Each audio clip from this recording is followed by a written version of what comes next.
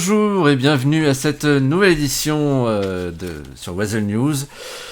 Je suis Stanley Rogers et en ma compagnie, j'accueille bien évidemment le professeur Daniel Pédoncule. Professeur Pédoncule, Bonsoir. je rappelle que vous êtes professeur de sciences économiques et sociales et vous êtes également professeur de sciences politiques et géopolitiques à Stanford. Exactement, monsieur Rogers. Exactement. Bonsoir à tous, bonsoir à vous, monsieur Rogers. Tout d'abord, je vous souhaite une excellente année, professeur. Exactement. Très bonne année à vous, bonne santé. Et heureuse année à vous et à nos téléspectateurs. Je suis heureux de vous retrouver pour cette nouvelle saison. Effectivement, et je souhaite également à nos nombreux téléspectateurs et téléspectatrices une merveilleuse année, faite de plein de bonnes choses. De mariage, que sais-je. Je passe également le bonjour à Stani la Stanette, qui en est à son 173e message de bonne année qu'elle m'envoie. C'est vraiment très gentil à elle, mais à un moment, il faut peut-être passer à autre chose. Bien, nous avons beaucoup de sujets abordés dans cette émission, de sujets... Pas vraiment, puisque nous allons véritablement nous focaliser sur le débat de l'élection gouverneurale entre nos deux candidats, le candidat démocrate Donovan Carter et le candidat républicain Sigmund Eldon Beaumont. Un débat qui a été animé par mon collègue que je salue, Teddy Aliver. Non, Eddie Oliver, monsieur Rogers. Vous avez peut-être raison. Qui a fait un travail. Bien. Alors, professeur, vous avez bien évidemment comme moi regardé ce débat. Ah, assurément. Qu'est-ce qu'on peut en retenir ? Disons que c'est assez mitigé, je dirais. En tout cas, nous pouvons quand même dire que monsieur Carter n'était pas au top de sa forme. Puisque clairement celui qui a dominé le débat, à mon sens, mon humble sens, c'est quand même monsieur Beaumont.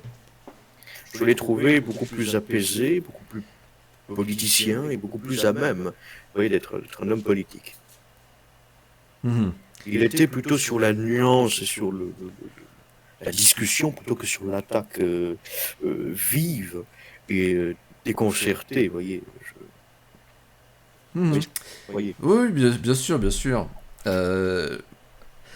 Vous avez lu les deux programmes, professeur ? Assurément, avec beaucoup d'attention. Voyez, j'ai regardé les deux programmes. Je dois dire qu'il y a quand même une petite différence entre les deux. On a sur le programme de M. Carter des points qui sont beaucoup plus synthétiques que M. Beaumont. Car M. Beaumont, il y a beaucoup de points et c'est construit. C'est construit. Il y a énormément de points sur chaque encadré. D'ailleurs, même sur les volets, il y a beaucoup plus de volets côté de M. Beaumont que du côté de M. Carter. Après, ce qu'il y a à l'intérieur, c'est autre chose. Oui, parce qu'effectivement, j'observe la même chose que vous, un programme un petit peu plus concis de la part de Carter, et un programme très, voire peut-être trop étendu de la part de Beaumont, comme si peut-être il voulait en faire plus. Plus. Est-ce que ces mesures sont tenables ? Sur certains points, assurément. Oui, c'est tout à fait faisable. Après, évidemment, comme vous savez, il faut que ça passe par le Parlement de San Andreas. Donc, après, ce sera au bon vouloir des élus, des représentants du peuple aux deux chambres, évidemment, analyser ces propositions de loi et de voter en conséquence. Alors, moi, je vais rentrer dans le vif du sujet. J'ai étudié les programmes, les deux programmes, et j'ai également en souvenir les deux précédents. Enfin, en souvenir, moi je n'étais pas encore dans notre état, mais je les ai repris, les programmes. Oui. Alors, j'ai quand même trouvé une nette amélioration du programme de M. Beaumont. Le programme de M. Beaumont par rapport au premier est totalement spectaculaire. On peut dire que tout ce qu'il dit, on peut s'en offusquer sur certains points, mais je trouve quand même que sur un point de vue de sécurité, il a raison. Il a raison. Assurément, On va pas lui assurément. donner tort Mais dans bien ses sûr, propositions. bien sûr. Mais déjà, je suis entièrement d'accord avec lui sur les vidéosurveillances. Euh, pour le coup, ça pourrait empêcher bon nombre d'exactions criminelles. Vous voyez, donc je pense que sur ce point-là, ça pourrait être une excellente idée. Oui, oui, oui. Mais bien sûr, il y a d'autres choses, mais c'est vrai que le volet Bien sûr. sécuritaire est extrêmement complet chez Monsieur Beaumont, et on sent que c'est quelque chose qui lui tient véritablement à cœur. Et à juste Après, titre d'ailleurs, parce que oui. nous rencontrons, on l'a déjà abordé via nos précédentes émissions, un Après, épisode de criminalité sans bien précédent. sûr, bien sûr, bien sûr. Après, si je puis apporter une petite nuance, je dirais que sur le programme de Monsieur Carter également, car nous avons entre sécurité et justice, qui est à peu près le même thème, Oui, c'est je pour dois ça dire. d'ailleurs que Euh, mon confrère l'avait mélangé d'ailleurs. exactement, exactement. Et nous sommes à 11 points côté Carter, étant donné que Monsieur Carter, et ce n'est pas bête d'ailleurs d'avoir fait ça, c'est limité à 3, 4, 5, voire 6 points par thème. Et au moins c'est clair et concis. On peut pas faire, on peut pas non plus épiloguer 425 ans. Après, côté Monsieur Beaumont, nous sommes aussi aux alentours de 11-12 points euh, côté sécurité et droit, enfin droit justice, vous voyez. Donc on a un même nombre de points. Cependant, euh, on sent bien que sur le programme de Monsieur Beaumont, c'est euh, c'est comment dire, c'est plusieurs points, mais qui essayent de répondre à plusieurs problèmes clés qui sont actuellement en cours dans notre État. On sent bien qu'il y a une vision de ce qui se passe dans notre État et essayer de régler les problèmes actuels. Hmm. Alors, c'est vrai que on pourrait effectivement accuser, et comme on l'a dit précédemment, Monsieur Beaumont d'avoir peut-être trop de points abordés dans son programme, et trop. On se demande si véritablement c'est tenable, est-ce qu'il va pouvoir Non, accomplir tout mais, ce qu'il a. mais comme Monsieur Carter, ce qu'il faut se dire, c'est qu'un programme, c'est juste pour tracer une ligne. Après, est-ce que tout va être mis en place des deux côtés? Bien évidemment que non. Dans n'importe quel programme, que ce soit gouverneral ou présidentiel, vous ne pouvez pas tout faire, c'est logique. Par contre, sur ce que vous proposez en réalité une ligne à suivre, une ligne politique à suivre. Et donc, euh, quand vous choisissez un programme, oui, vous choisissez les points clés, mais surtout ces points clés tracent une ligne sécuritaire, sociale, économique, politique, démocratique, que sais-je, vous voyez. C'est une ligne qui est tracée. Après, évidemment, soit les points qui sont écrits sont faits, soit d'autres propositions qui sont toujours en rapport avec cette même ligne sont évidemment mises en place. Alors, ça me permet de rebondir aussi sur la question que nos téléspectateurs ont pu se poser, c'est ce que Donald Carter connaît-il bien ces dossiers? Parce que c'est vrai que comme l'a fait remarquer Monsieur Beaumont, la, la loi qu'il proposait, enfin l'interdiction des armes automatiques et semi-automatiques, c'est une absurdité, professeur, c'est une absurdité. Bah, oui, mais disons surtout que je pense qu'il y a eu peut-être, je ne dirais pas un manque de connaissances du Ah, dossier, mais un manque de plutôt, connaissances, un manque de préparation, c'est flagrant, si c'est le c'est cas, ça veut flagrant. dire, si c'est le cas, ça veut dire que ce très cher Monsieur McWells, Jacques McWells, euh, ne connaissait pas bien ces dossiers également, si vous voulez. C'était dans le programme de Monsieur McWells, dans la C'était dernière le problème de M. élection McWells. gouverneurale. Oui, sur les armes automatiques et semi-automatiques. Vous voyez. Donc, Moi je trouve ça. non, je Alors dirais c'est pas une mesure, ça veut dire qu'il a repris les mesures qui n'avaient pas été mais acceptées donc par l'opinion publique, puisque l'opinion publique n'a pas voté pour Jack McWells, c'était dans son programme, et Donald Carter le reprend à son compte. oui, Enfin, Non, mais On mange les restes. Qu'est-ce que c'est? C'est une tambouille politique, professeur. Alors, c'est vrai que nous n'avons pas tous fini notre réveillon de Noël, hein, du premier de l'an. Hein. Il nous reste encore un petit peu de pot-au-feu. Mais, mais disons surtout que non. Les démocrates partagent ces idées. Ces idées. Et c'est pas parce que vous n'avez pas été élu la veille que vous ne pouvez pas être élu le lendemain sur les mêmes propositions. Vous savez, la pensée évolue, la population n'est pas statique, sa pensée évolue avec le temps.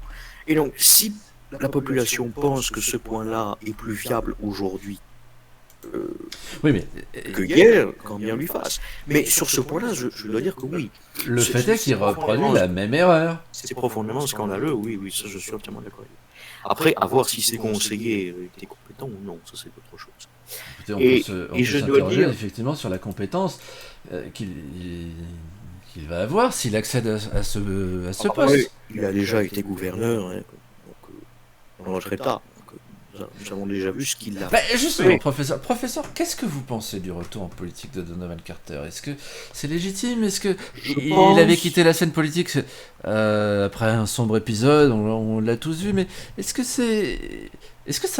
qu'il a encore sa place dans cet État, professeur?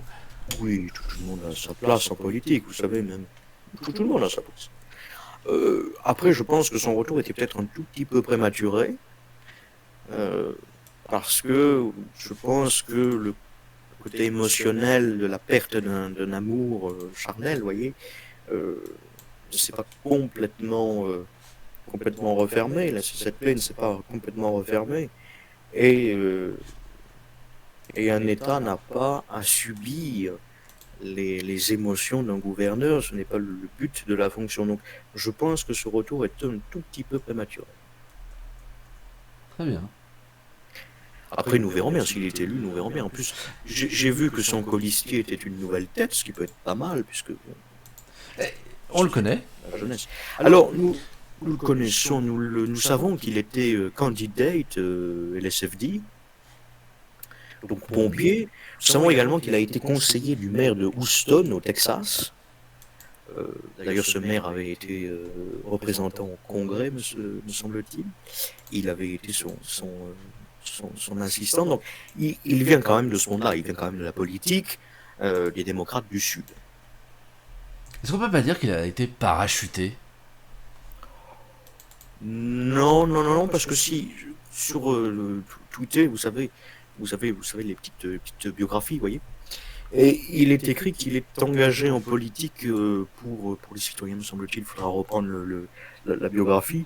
Mais non, c'est un homme qui est engagé en politique. Après, à savoir si il a été décidé que ce soit lui pour un petit peu apporter de nouvelles tests, je ne sais pas. Mais voilà ce qu'on sait de M. Johnson pour l'instant. Est-ce que c'est la fin de l'ère McWells? Parce qu'il aurait très bien pu... On aurait pu d'ailleurs s'attendre effectivement à ce qu'il choisisse une union avec Jack McWells. Or, il n'en est rien. Est-ce que la page McWells est tournée chez les démocrates à San Andreas? Je ne pense pas. Je pense surtout que M. McWells... M. McWells est quand même jeune, hein, à la quarantaine, donc il a le temps de se représenter, vous voyez. Et puis pourquoi pas viser beaucoup plus haut. Mais non, je ne pense pas que ce soit la fin de l'ère McWells. Je pense que c'est un peu une période de pause des McWells et justement une période de lancement d'une nouvelle ère chez les démocrates ici, sans oublier cette période McWells. D'accord, vous voyez plutôt comme une pause. C'est-à-dire que aux prochaines élections, on pourrait revoir un McWells. Dans les prochaines élections, je dirais pas la prochaine élection tout pile, parce que bon, ça nous ne savons pas. S'il faut, M. McWells ne voudra pas. Mais dans les prochaines élections, je pense que oui. Et pas forcément gouverneral, hein, vous savez, poste de maire ou directement... Il a déjà été maire de Los Santos. Bien sûr, mais ça ne l'empêche pas de redevenir maire, vous savez. Bien évidemment. Ou représentant au Congrès ou au Sénat. Alors, voilà. Pour Sigmund Beaumont, c'est également un retour, parce que oui. Il y a une période de pause également de sa part. Il était effectivement maire de Sandy Shores. Il s'est un petit peu éloigné de la vie politique, et il revient avec comme lieutenant-gouverneur le maire actuel de Sandy Shores. Oui. Qu'est-ce que ça vous inspire, professeur? Ouais, disons que s'il a pris tout ce temps pour rédiger ce programme, c'est vrai que ça se comprend. Parce que là, pour le nombre de points, et la- le, le, le- les arguments qui sont étayés, vous voyez, peut s'expliquer justement par cette longue période d'absence. Après, ce que ça m'inspire,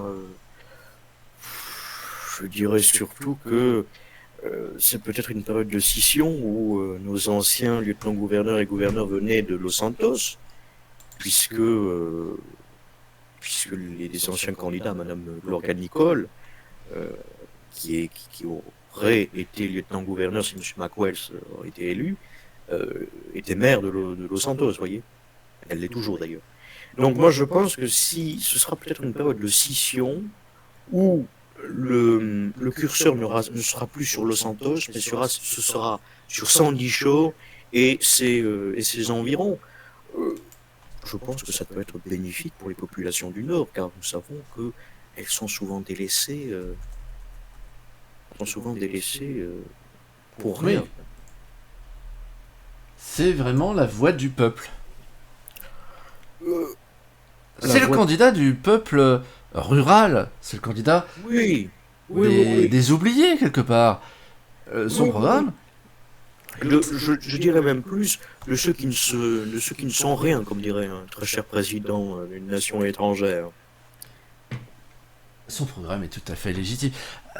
Oui, par exemple, je vais prendre une remarque anodine, une proposition anodine. C'est le programme de M. Carter. Le festival de chant, Chant Andreas, est-ce que c'est véritablement la priorité? Moi, je suis atterré quand je vois ça, je suis atterré. Alors, je suis d'accord avec vous, ce n'est pas une priorité. C'est quoi? C'est... Après, vous avez pris aussi une mesure qui est dans le volet loisir. Forcément, excusez-moi, je viens de boire de l'eau. Donc forcément que... Ça ne s'est pas vu à l'écran, en tout cas. Oui, j'ai fait ça furtivement. J'avais une paille, en fait.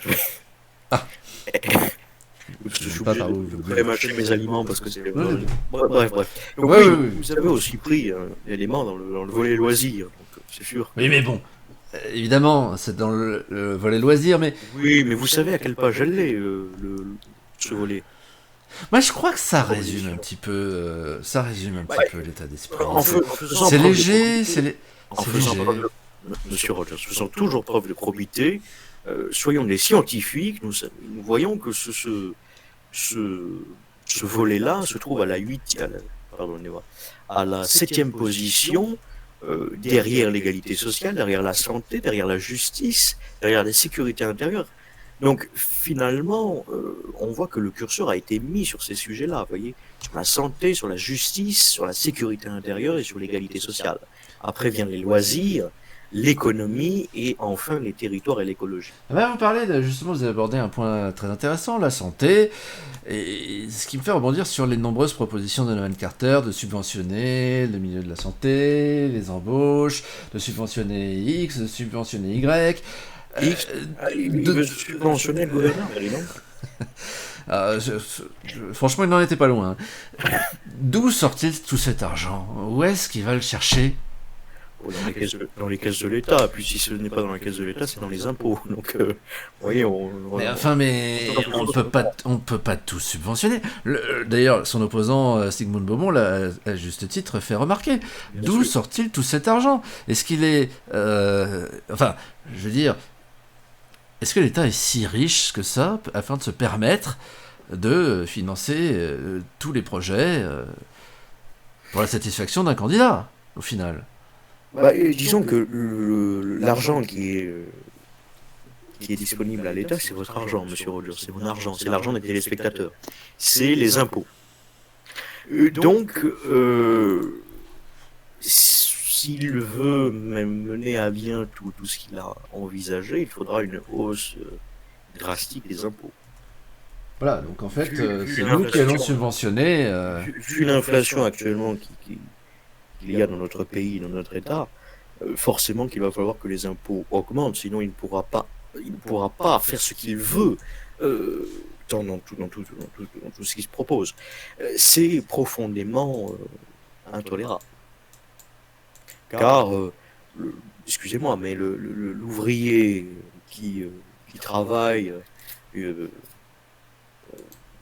heures par jour au port de Los Santos à se démener pour faire vivre sa famille, gagner une misère et devoir payer l'État avec ce qui lui reste et vivre avec moins de 100 dollars même moins de 100 dollars, vivre avec moins de 50 dollars par semaine, par mois, c'est inacceptable.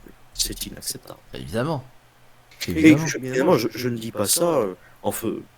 Je ne suis pas morigène, vous voyez, je tiens juste à le signifier parce que moi ça me fait mal, vous voyez, ça me fait mal de voir des gens dans le besoin.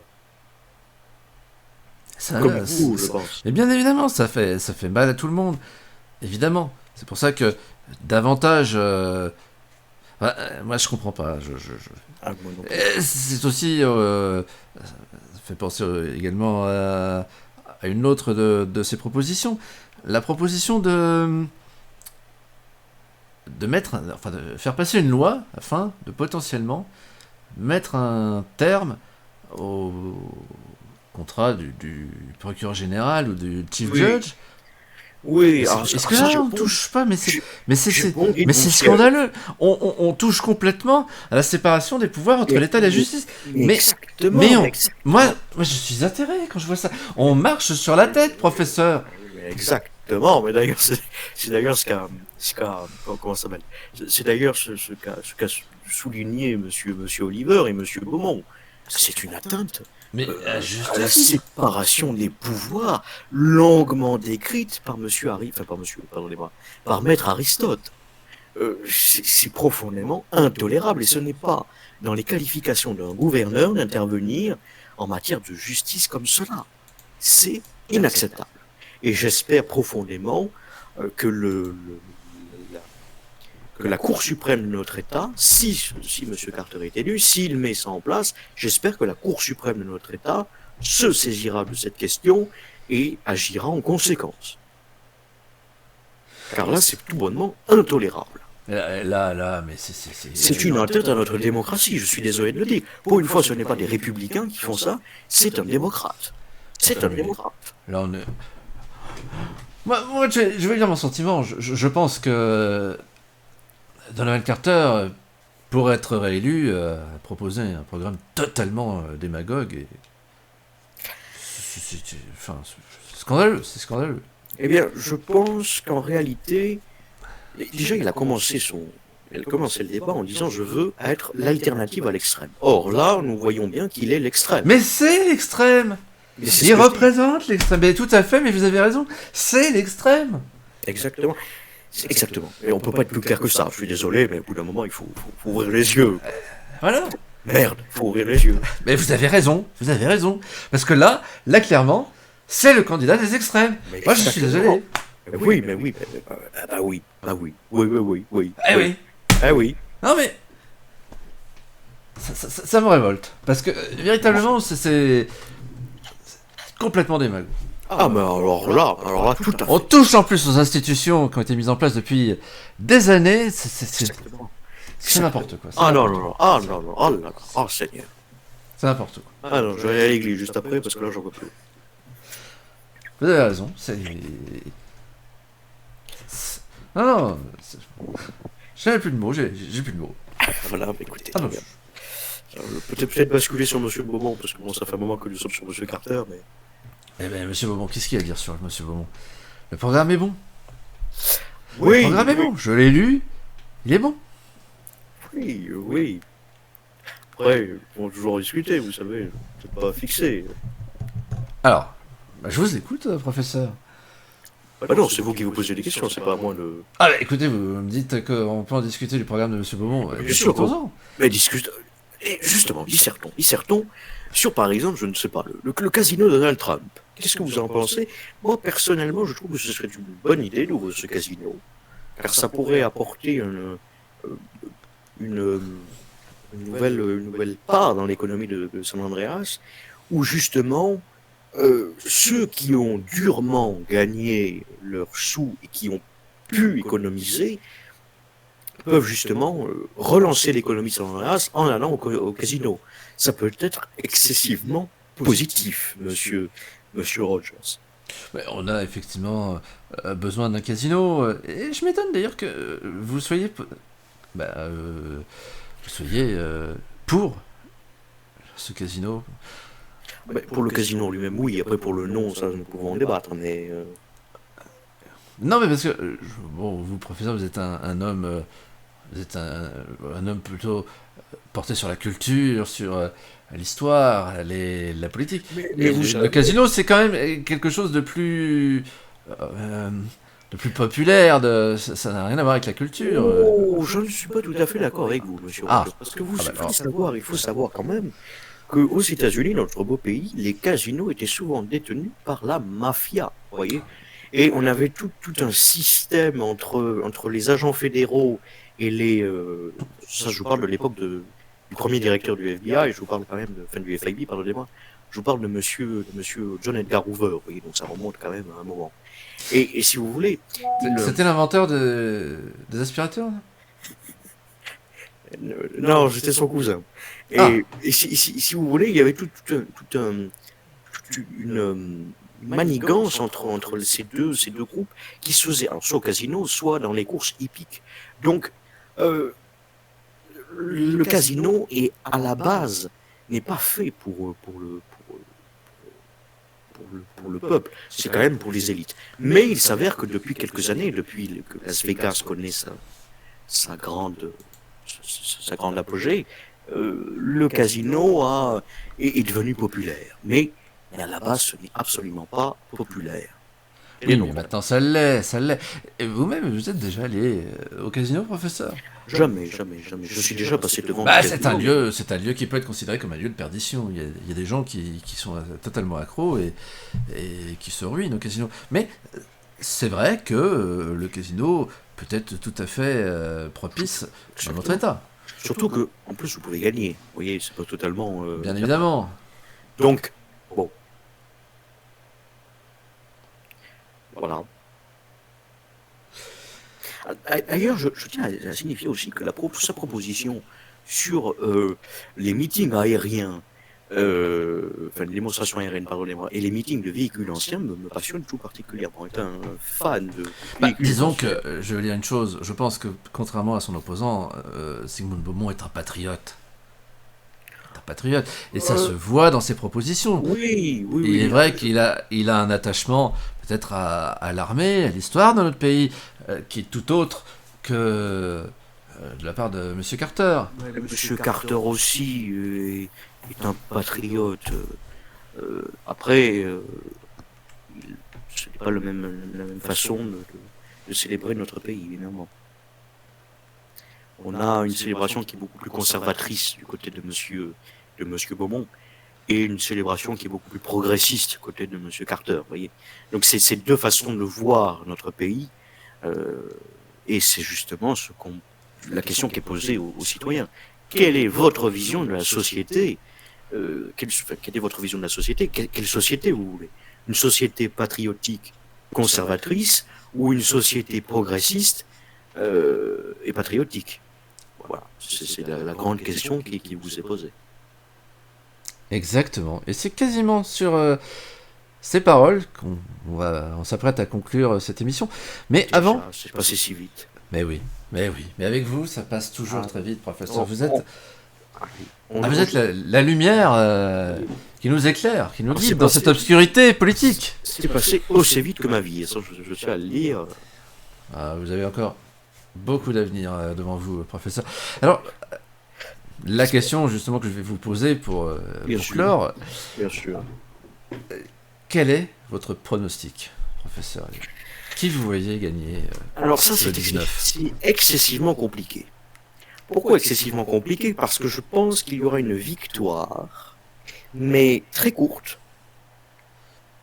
Mais je ne sais pas pour l'instant encore qui sera devant. Donc pour vous, ça va être un scrutin extrêmement serré.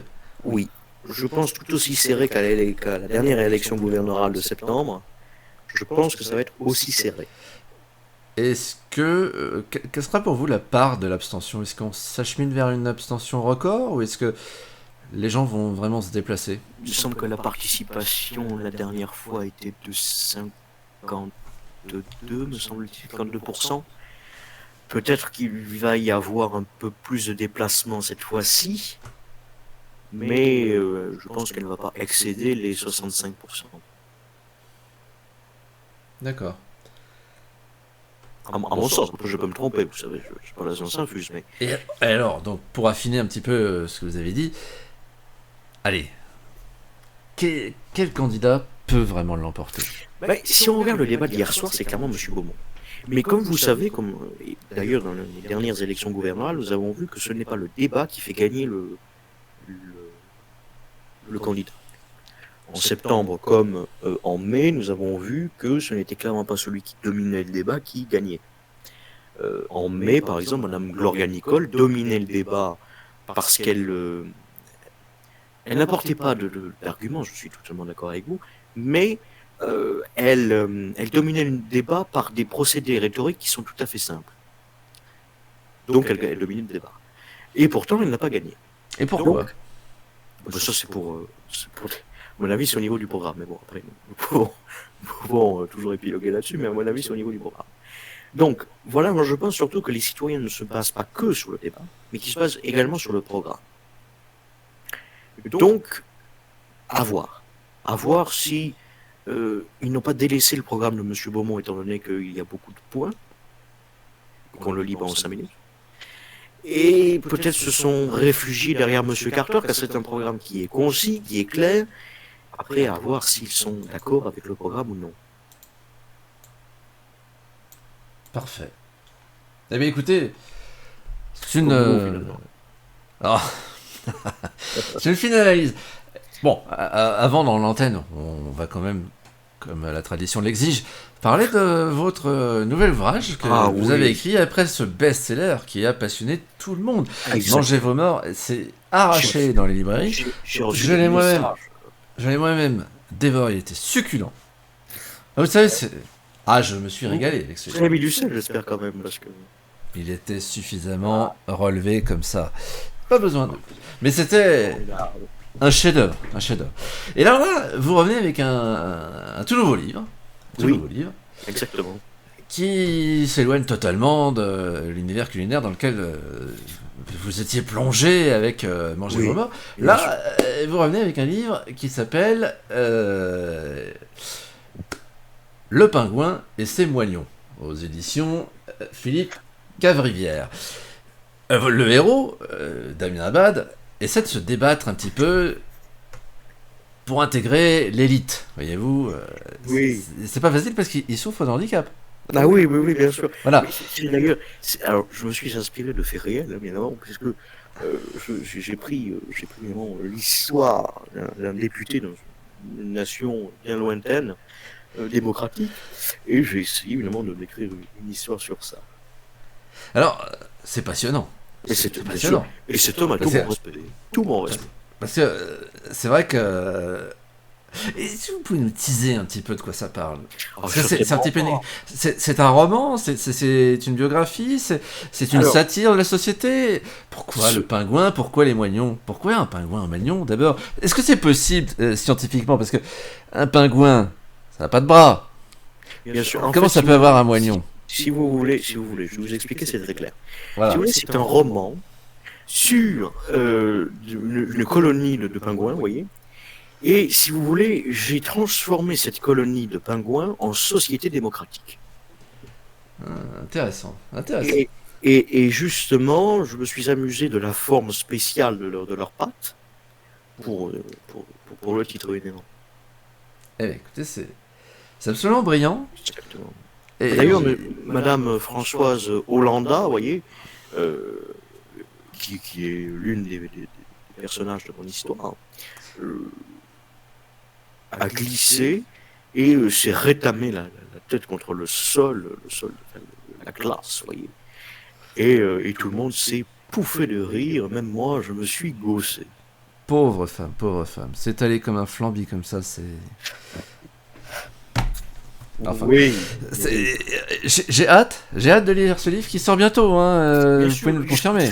Début du mois de février. Ah bah écoutez, c'est vraiment, déjà, rien que ça, j'ai hâte d'avoir la photo de la couverture. Ça... Moi aussi, ça risque d'être... Ah bah, ah bah, n'est-ce pas. Mais écoutez, professeur, merci encore d'avoir accepté notre invitation pour discuter de ce débat. Et surtout, merci à nos téléspectateurs d'avoir regardé cette émission. Merci à eux, effectivement, et j'espère qu'on les aura orientés... on a essayé d'être le plus neutre possible, d'être le plus objectif possible. Nous n'avons jamais dit qu'il fallait voter pour... pour un tel ou un tel. Non, bien sûr. Après, vous avez un programme, c'est le chaos. L'autre, c'est la réussite. Ben, sur ces bonnes paroles, nous rendons l'antenne tout de suite la 426e rediffusion de la grande série Le cœur a ses raisons, suivie d'après de Louis Labrocante. Ah, écoutez, c'est passionnant parce qu'effectivement, les deux vont bien ensemble. J'ai hâte de voir Cricket Rockwell faire son marché aux Antiquités. Bien, alors, merci à tous de nous avoir suivis. Rendez-vous bien évidemment lors d'une prochaine édition de ce journal sur Weasel News, avec moi-même, Stanley Rogers, peut-être avec le professeur Pédoncule. Nous l'espérons. Et surtout, n'oubliez pas d'aller voter le 19 janvier. Votez pour votre candidat préféré. Et nous aurons certainement l'occasion de revenir suite à ce scrutin, un résultat que nous commenterons bien évidemment avec le professeur. Et pourquoi pas peut-être avec le gagnant, s'il nous fait l'honneur de venir dans nos locaux. Exactement. Voilà, je vous remercie de nous avoir suivis. Et vous souhaite une agréable journée sur notre antenne. C'était Stanley Rogers pour Weasel News.